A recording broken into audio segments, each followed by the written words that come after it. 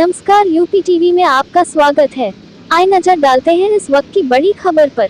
Belgium साम्राज्य की राजकुमारी का बिजनौर दौरा। वहीं विदेशी मेहमानों के इस दौर से यूपी में कारोबार के नायक बनेंगे। मनप्रीत सिंह चड्ढा का कहना है कि हमारा उद्देश्य किसानों को सशक्त बनाना। बिजनौर में पिछले 3 वर्षों में किसानों की आय को 50% तक बढ़ाने में मदद करने के बाद एग्रिस्टो मासा का बिजनौर किसानों को सशक्त बनाने के लिए तैयार है।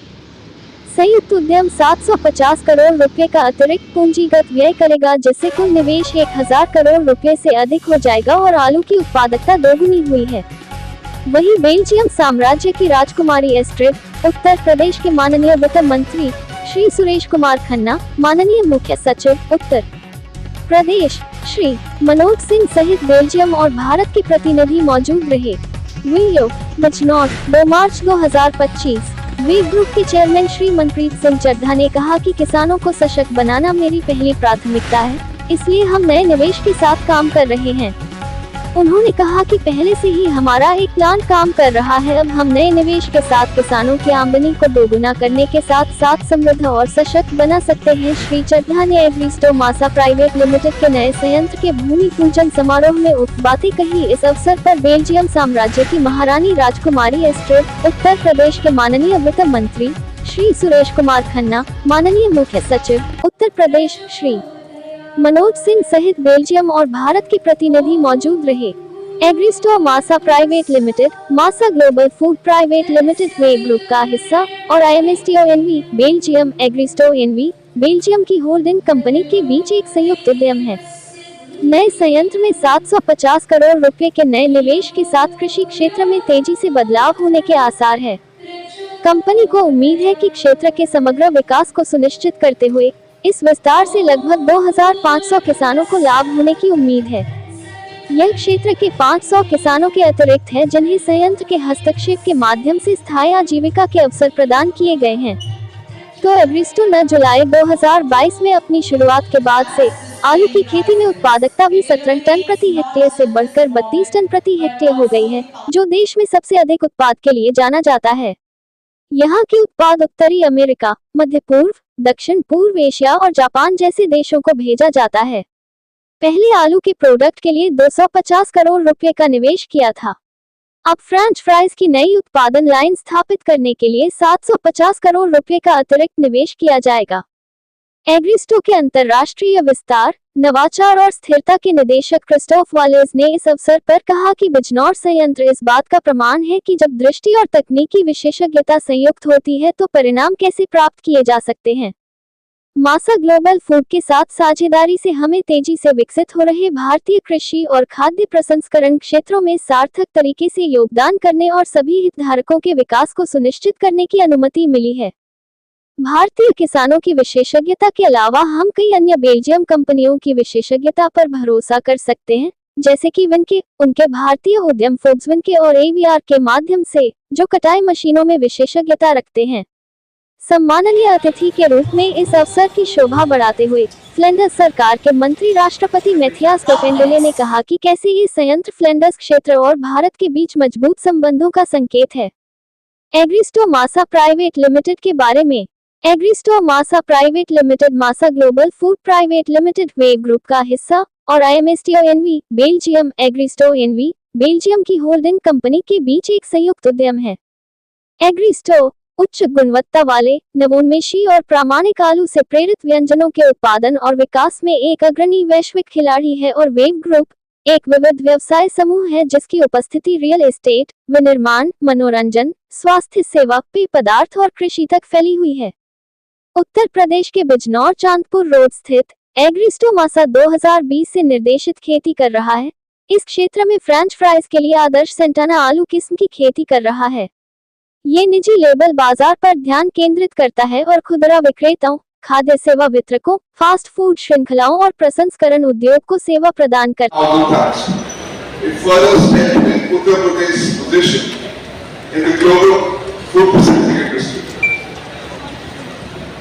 This partnership brings time, लेकिन सेमीकंडक्टर पॉलिसी और खासतौर से उत्तर प्रदेश ग्रीन हाइड्रोजन नीति 2024 एंड बायोप्लास्टिक इंडस्ट्री पॉलिसी 2024, साथ ही साथ उत्तर प्रदेश उच्च शिक्षा प्रोत्साहन नीति 2024 and Uttar Pradesh multi modal logistics park नीति 2024, ये कुछ विशेष थी जिसके ऊपर मैंने आप लोगों का ध्यान आकर्षित किया। आज मुझे कहते हुए इस बात की खुशी है कि जो भी इन्वेस्टर्स आते हैं वो भी इस बात को प्रोपेगेट करते हैं कि Uttar Pradesh now safe and secure destination है इन्वेस्टमेंट पॉइंट ऑफ व्यू से, और अपने सिंगल विंडो सिस्टम इवॉल्व किया है जिसके माध्यम से हम लगभग 43 विभागों की 500 से ज्यादा सर्विसेज ऑनलाइन उपलब्ध करा रहे हैं ताकि हमारे इन्वेस्टर्स को किसी प्रकार की परेशानी न हो। इसके साथ ही मैं फिर से आज जो लोग यहाँ पर इन्वेस्ट कर रहे हैं, जिन लोगों का एक्सपेंशन का प्लान है, उन सभी का उत्तर प्रदेश सरकार की ओर से मैं हृदय से स्वागत और अभिनंदन करता हूँ। और विशेष रूप से राजकुमारी जी का और जो बाहर से हमारे मेहमान आए हैं, डिप्टी प्रीमियर, सभी लोग, हिज एक्सेलेंसी, सभी का हम विशेष रूप से स्वागत और अभिनंदन करते हुए अपनी बात को समाप्त करते हैं। बहुत बहुत धन्यवाद। $1 ट्रिलियन यूएस इकोनॉमी बनाने का जो संकल्प लिया है, हम उस दिशा में बहुत तेजी से आगे बढ़ रहे हैं और हमने इंडस्ट्रियल पॉइंट ऑफ व्यू से लगभग विभिन्न क्षेत्रों में पॉलिसीज को फ्लोट किया है और हर तरह से इस बात की कोशिश की है कि उत्तर प्रदेश में ज्यादा से ज्यादा इन्वेस्टमेंट आए। और मुझे कहते हुए इस बात की खुशी है कि उत्तर प्रदेश में पिछले सालों में हमने कुल जो MOU हुए हैं वो 554 MOU हुए, 11,743 करोड़ रुपए के MOU हो चुके हैं और हमारी ग्राउंड ब्रेकिंग सेरेमनी के लिए 178 तैयार है। खासतौर से 5846 करोड़ रुपए जो, जहां तक जनपद बिजनौर का सवाल है, जनपद बिजनौर अपने आप में एक पौराणिक, ऐतिहासिक, धार्मिक और सांस्कृतिक भाषागत विकास में महत्वपूर्ण स्थान रखता है। महाकवि कालिदास की अमर रचना अभिज्ञान शाकुंतलम में पंडित राजा दुष्यंत की प्रणय स्त्री और उनकी पहचान संतान भरत, और जिसके नाम पर इस देश का नाम भारतवर्ष पड़ा, स्थली होने का गौरव भी इस जनपद को प्राप्त है। महात्मा विदुर की तपोभूमि बिजनौर पतित पावनी गंगा नदी के किनारे स्थित है। महात्मा विदुर की तपोस्थली को स्थानीय प्रशासन द्वारा प्राच्य भारतीय विद्या अध्ययन केंद्र के रूप में विकसित किया जा रहा है। बिजनौर में ऐतिहासिक दृष्टि से अत्यंत महत्वपूर्ण स्थान गुरुकुटी, कड़वा आश्रम, नजीब उद्दौला का किला, सीता का मंदिर, सेना का द्वार और मयूर ध्वज, अमानगढ़ टाइगर रिजर्व और पीली डैम अपने प्राकृतिक सौंदर्य एवं वन्य जीव गतिविधियों के लिए प्रसिद्ध है।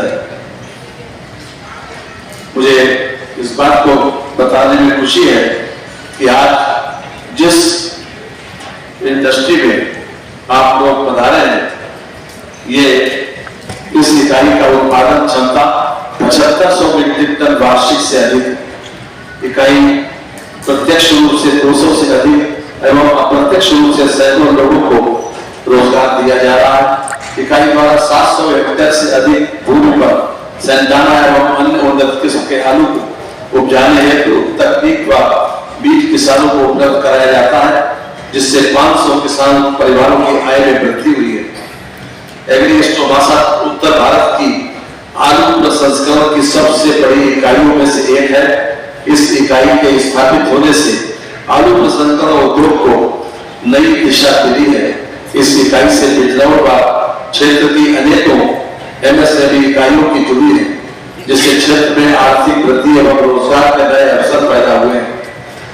जहां तक एक्सपेंशन का सवाल है, एग्रीस्टोमासा इकाई द्वारा 750 करोड़ निवेश का विस्तार किया जा रहा है, जिससे इसकी उत्पादन क्षमता 7500 मीट्रिक टन से 75,000 मीट्रिक टन हो जाएगी। इससे लगभग 500 लोगों को प्रत्यक्ष एवं 1500 लोगों को अप्रत्यक्ष रूप से रोजगार के अवसर प्राप्त होंगे।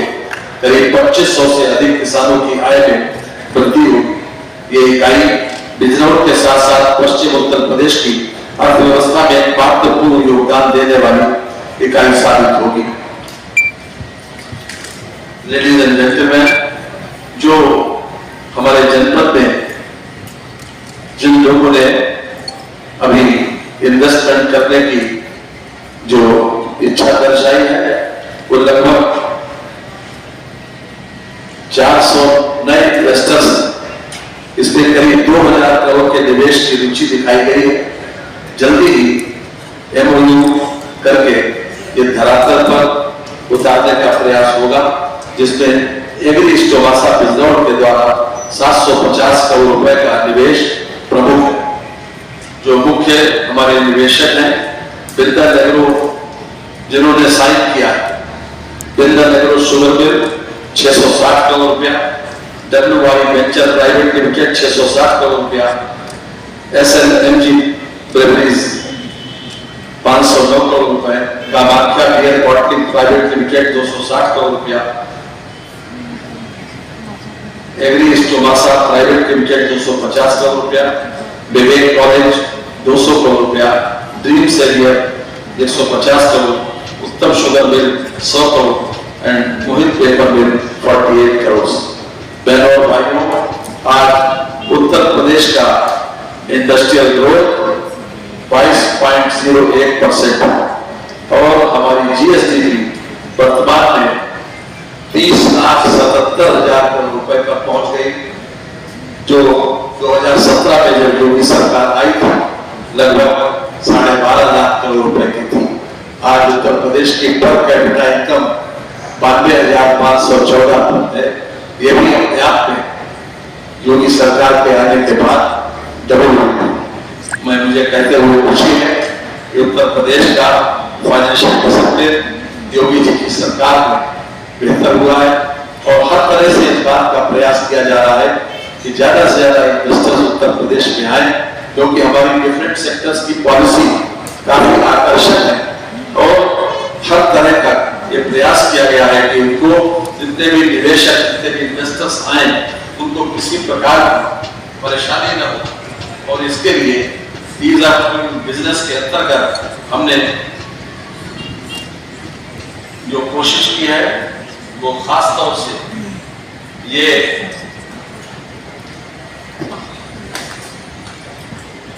Online investor relationship management portal develop किया गया है।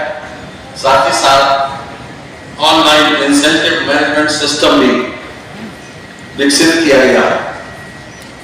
डिफरेंट सेक्टर्स की जो पॉलिसीज हैं, जो हमने वर्ष 2024 में फ्लोट की है, वैसे तो लगभग यार मेरी कर लो तुम। अरे वो तो देख लो यार, तुम सब ले लो भैया, ऊपर नीचे करो यार, नीचे आईडी नीचे करो। पिछले 3 साल से ये प्लान 500 किसानों के साथ कोई 1500 एकड़ पे आलू की उपज करके जो पोटैटो फ्लिप एक ड्राइड पाउडर है जो मलेशिया, जापान, अर्जेंटीना और चिली जैसे देशों में गया। आज जो एक्सपेंशन है वो है आलू की जो फिंगर चिप्स जो हम घर पे बनाते हैं काट के आलू, उसके फ्रोजन वाले बनाने के लिए, जो निवेश 700 करोड़ का होगा और लगभग 80,000 टन प्रति ईयर बनेगा। इसमें 20,000 एकड़ के करीब एरिया यूज होगा किसानों के साथ और 2500 किसान। इसमें जो फायदा इंडस्ट्री का होगा सो होगा, लेकिन किसानों को मेन फायदा हुआ कि क्रॉप डाइवर्सिफिकेशन, उनका लिंकेज जो आज तक भारत सरकार में एक प्लान में है कि इंटरनेशनल मार्केट से लिंकेज बने और किसानों को रोज का जो डर है कि मेरा बिकेगा नहीं टाइम से या क्या होगा, रेट तो नहीं कम हो जाएगा, उससे सारा टेंशन बाहर निकल जाए। सारे किसानों को जो फाइनेंस किया जाता है उसके इंटरेस्ट का सारा कॉस्ट कंपनी बेयर करती है। लेकिन आज हमारा सारा विजन यही है कि इस एरिया में जो हमें केन एरिया है वो लगभग 1 लाख हेक्टेयर 2.5 लाख एकड़ हुआ, जिसमें 1.25 लाख एकड़ गन्ने में आया और अगले 1.25 लाख एकड़ में जो उगे उसको वेट बुक खरीदे, प्रोसेस करे और किसानों की सारी टेंशन जो प्राइस से रिलेटेड है या अच्छी उपज या अच्छी फार्मिंग टेक्निक से रिलेटेड है उसको खत्म करें। तो कितनी कंट्री में आपके जो प्रोडक्ट है ये सप्लाई हो रहा है? इस समय 5 देशों में, जापान, मलेशिया, अर्जेंटीना और चिली। क्या किसानों को कोई अलग भी किसानों को कितना अधिक इसका लाभ मिलेगा? आप अब जो लाभ मिलेगा नहीं जो मिल चुका है, उसमें उपज देखिए डबल हुई और जो आय है वो डबल से ऊपर हुई। ये है किसानों का ये बेनिफिट। और दूसरा गारंटेड बाय बैक, उनका प्राइस सेट है, उन्हें पता है कि हमें इतना पैसे तो मिलना ही मिलना है। अब उनकी मेहनत से जो अगर जितनी उपज बढ़ा पाए उतना और प्रॉफिट होगा। तो प्रॉफिट बढ़ा के ये है किसानों को। आज के बाद कितनी और यहाँ जो गर्जन के साथ